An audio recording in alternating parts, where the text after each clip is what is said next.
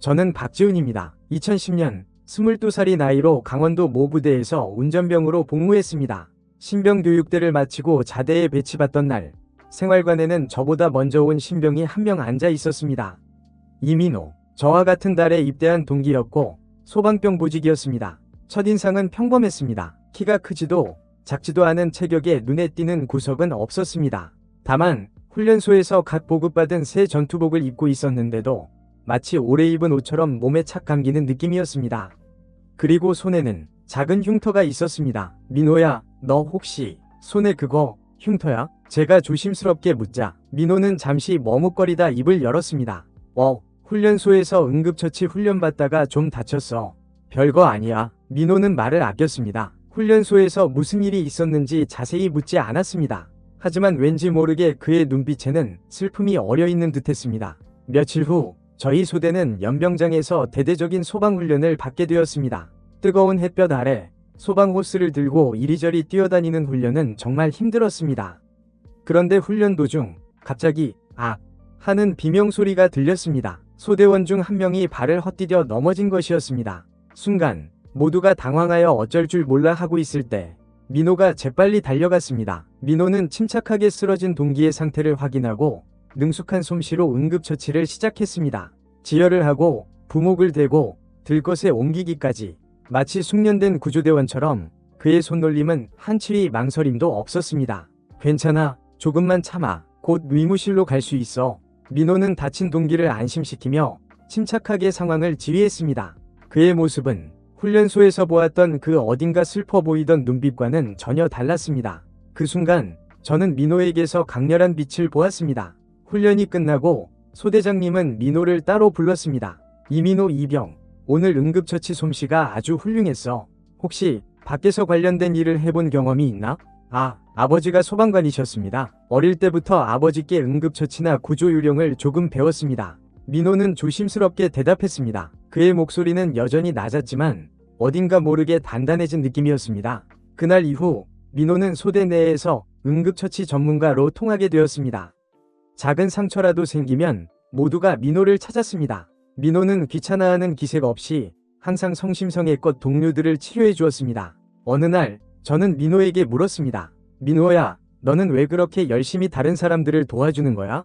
민호는 잠시 생각하더니 이렇게 대답했습니다. 글쎄, 그냥 누군가를 도울 수 있다는 게 좋아. 그리고 아버지처럼 다른 사람들에게 도움이 되는 사람이 되고 싶어.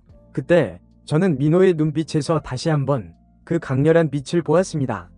그 빛은 단순한 재능이나 기술이 아닌 진심에서 우러나오는 따뜻함, 그리고 용기에서 비롯된 빛이었습니다.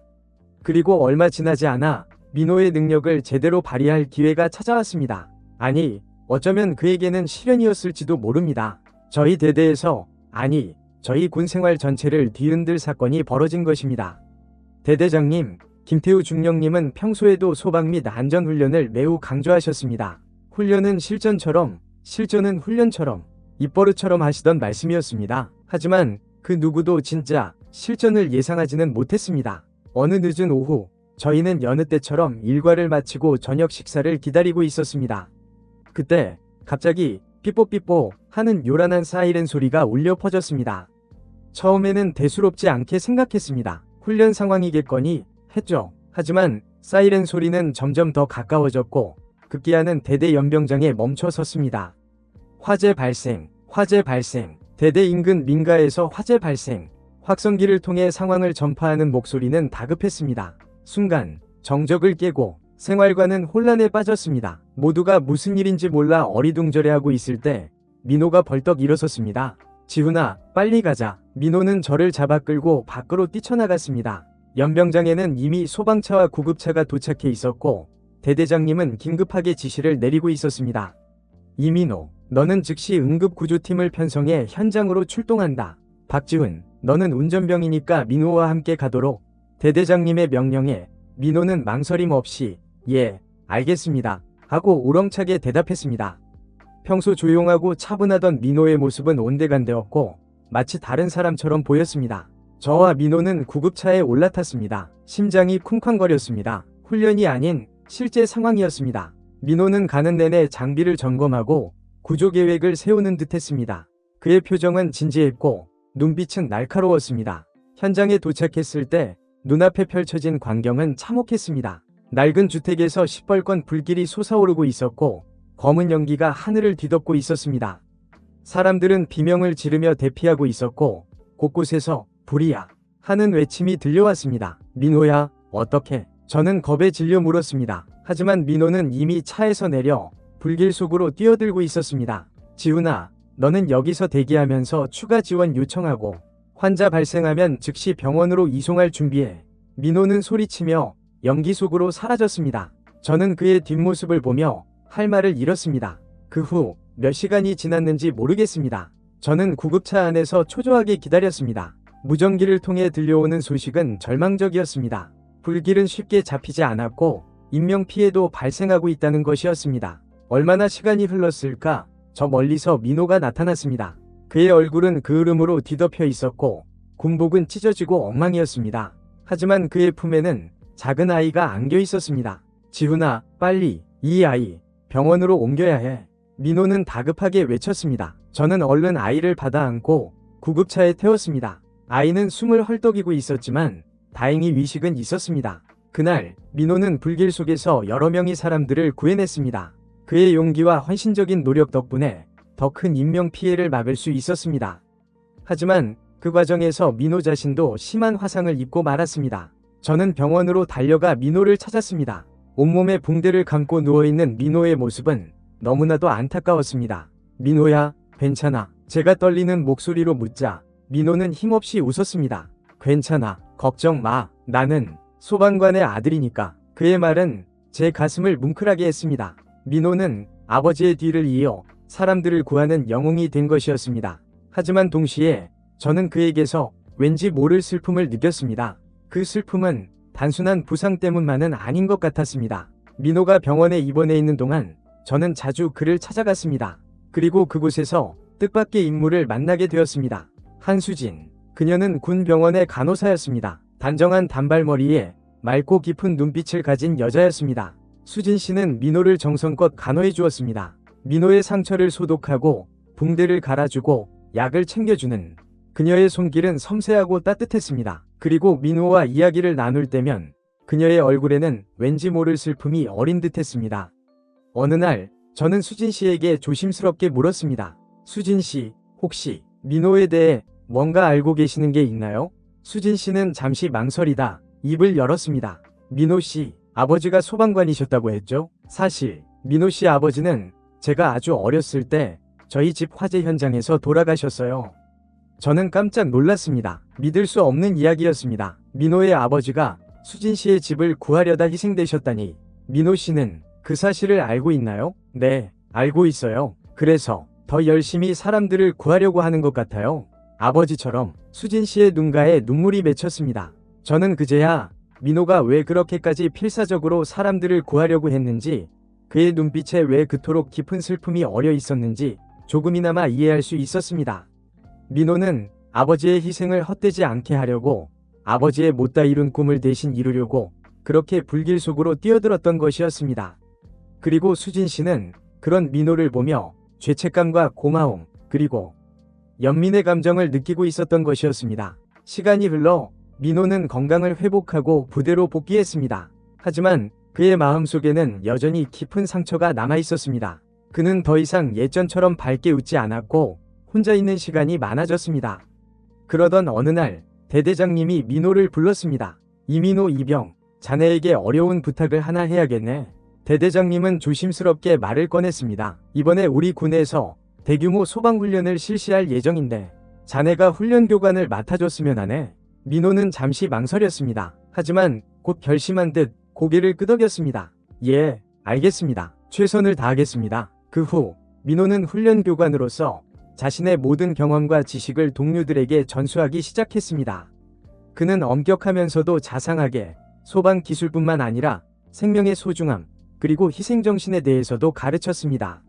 훈련은 힘들었지만 민호의 열정과 헌신 덕분에 모든 소대원들은 한 단계 더 성장할 수 있었습니다.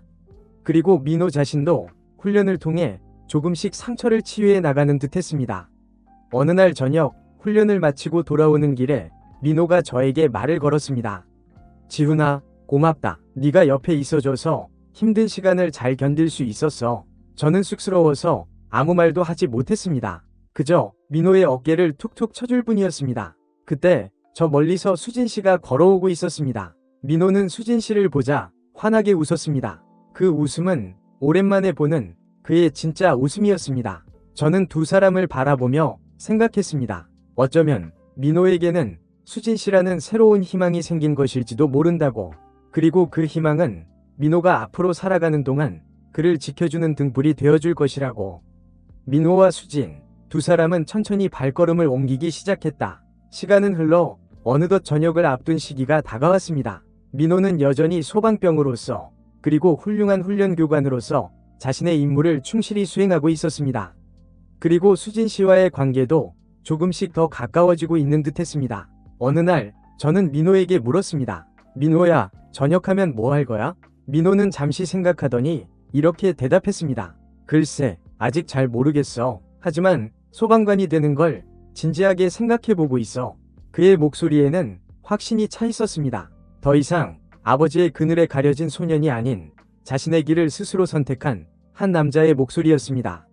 저녁을 며칠 앞둔 어느 날 대대장님이 민호를 불렀습니다. 이민호 이병, 그동안 수고 많았다. 자네는 우리 부대의 자랑스러운 소방병이었어. 앞으로 어디를 가든 항상 건강하고 행복하길 바란다. 대대장님은 민호의 어깨를 두드리며 격려의 말을 전했습니다. 그리고 작은 선물 하나를 건넸습니다. 이건 우리 부대에서 특별히 제작한 소방 도끼일세. 자네의 용기와 헌신을 기리는 의미로 주는 걸세. 민호는 감격스러운 표정으로 도끼를 받아들었습니다. 도끼의 날은 햇빛에 반짝이고 있었습니다. 감사합니다, 대대장님. 잊지 않겠습니다. 민호는 굳은 목소리로 대답했습니다. 그의 눈가에는 눈물이 맺혀 있었습니다. 드디어 저녁날, 민호는 저와 함께 부대 정문을 나섰습니다.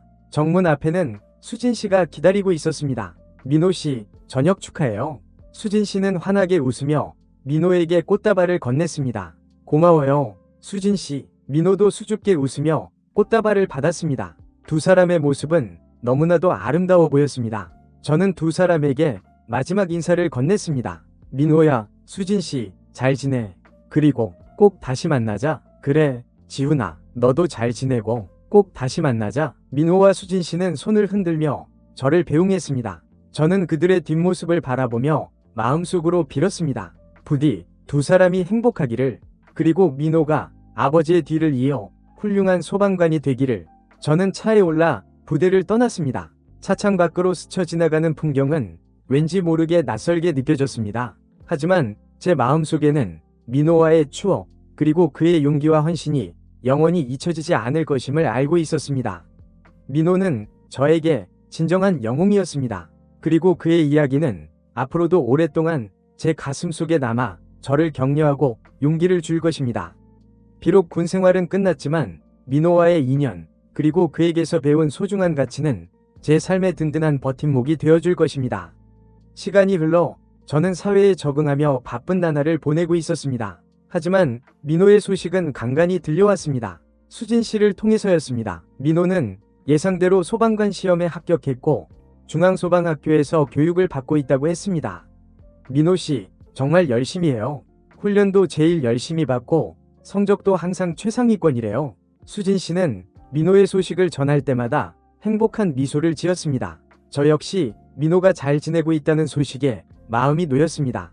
그러던 어느 날 수진 씨에게서 전화가 왔습니다. 지훈 씨, 큰일 났어요. 민호 씨가 훈련 중에 사고를 당했어요. 수진 씨의 목소리는 다급하고 떨리고 있었습니다. 저는 순간 머릿속이 하얘졌습니다. 무슨 일이에요? 민호는 괜찮아요? 자세한 건 저도 아직 몰라요. 지금 병원으로 옮겨지고 있대요. 지훈 씨도 빨리 병원으로 와주세요.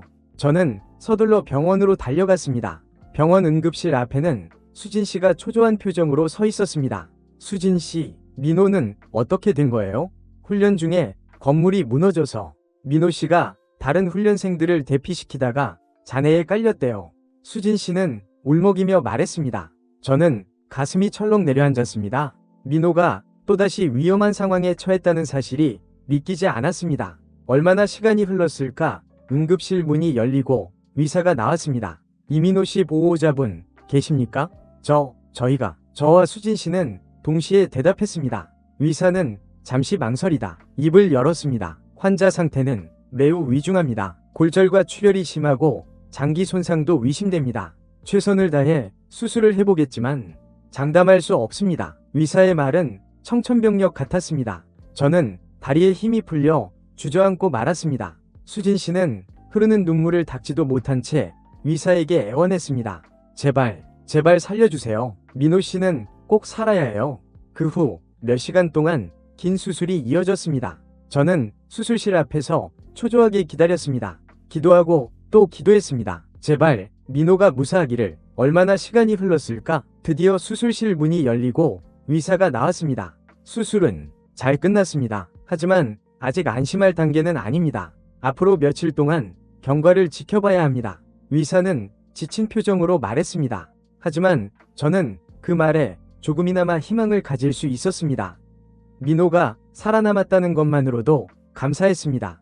저는 중환자실에 있는 민호를 면회했습니다. 온몸에 붕대를 감고 산소 호흡기를 꽂은 채 누워있는 민호의 모습은 너무나도 안타까웠습니다. 민호야, 정신 차려. 제발. 저는 민호의 손을 잡고 간절히 속삭였습니다. 하지만 민호는 아무런 반응도 보이지 않았습니다. 그때 민호의 손가락이 아주 미세하게 움직였습니다. 저는 깜짝 놀라 민호의 얼굴을 바라봤습니다. 민호의 눈꺼풀이 아주 천천히 뛰었습니다. 민호야. 민호는 힘겹게 제 이름을 불렀습니다. 저는 눈물을 왈칵 쏟았습니다. 그래, 나야, 지훈이야. 민호야, 괜찮아. 수진 씨는 민호는 힘겹게 수진 씨의 안부를 물었습니다. 저는 민호의 곁을 지키고 있는 수진 씨를 바라봤습니다. 수진 씨는 민호의 손을 잡고 눈물을 흘리고 있었습니다. 민호 씨, 저 여기 있어요. 걱정 마세요. 수진 씨는 떨리는 목소리로 말했습니다. 민호는 그제야 안심한 듯 다시 눈을 감았습니다. 그 후 민호는 기적적으로 회복되기 시작했습니다. 수진 씨의 헌신적인 간호와 민호 자신의 강한 의지 덕분이었습니다. 시간이 흘러 민호는 건강을 완전히 회복하고 다시 소방관으로서의 삶을 시작했습니다. 그리고 수진 씨와 결혼하여 행복한 가정을 꾸렸습니다. 저는 민호의 결혼식에 참석하여 진심으로 축하해 주었습니다. 민호와 수진 두 사람의 행복한 모습을 보며 저는 다시 한번 삶의 소중함과 사랑의 힘을 느꼈습니다. 민호는 여전히 저에게 진정한 영웅입니다. 그리고 그의 이야기는 앞으로도 오랫동안 제 가슴속에 남아 저를 격려하고 용기를 줄 것입니다. 비록 저는 민호처럼 용감하고 헌신적인 사람은 아니지만 적어도 민호에게서 배운 삶의 소중함과 사랑의 힘을 잊지 않고 살아가려고 노력할 것입니다. 그리고 언젠가 민호와 함께 다시 한번 소방훈련을 받을 수 있기를 희망합니다. 그날이 오면 저는 민호에게 이렇게 말할 것입니다. 민호야, 고맙다. 너는 나의 영웅이야.